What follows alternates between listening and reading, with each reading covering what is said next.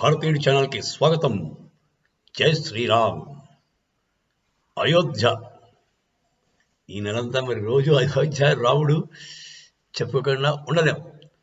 అయోధ్యలో ఇక్బాల్ అన్సారీ అని ఒకతను, ఒక మాత్రమైన మనిషి.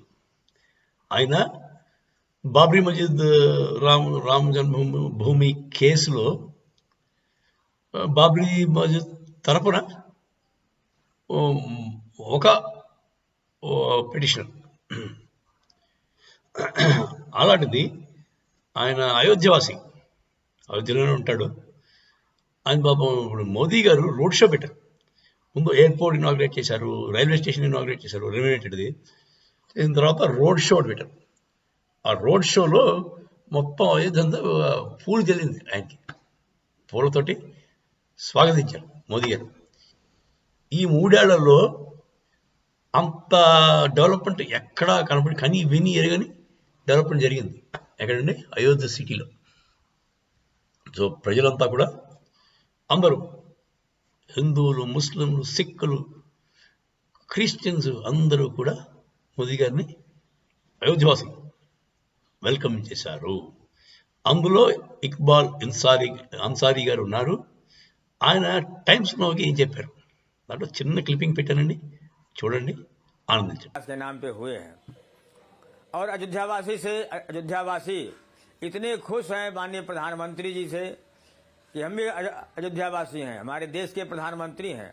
हमने भी उनका स्वागत किया और फूल वर्षा किया। हमारे साथ जो है हिंदू, मुस्लिम, सिख, ईसाई सारे लोग थे। और अयोध्या का पुरोहित समाज भी रहा, पंडा समाज भी रहा, और अयोध्या में साधु समाज भी रहा। तो ये अयोध्या की गंगा जमुनी जो तहजीब है, हम लोग हमेशा एक साथ.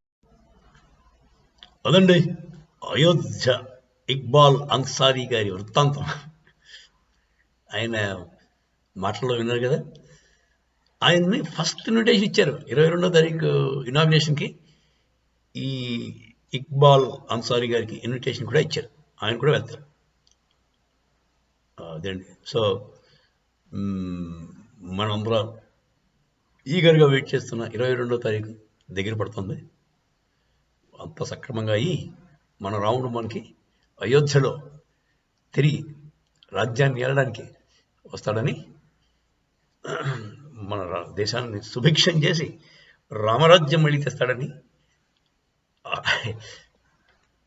ప్రపంచానికే మంచి జరుగుతుందని అనుకుందాం. జై హింద్, జై శ్రీరామ్.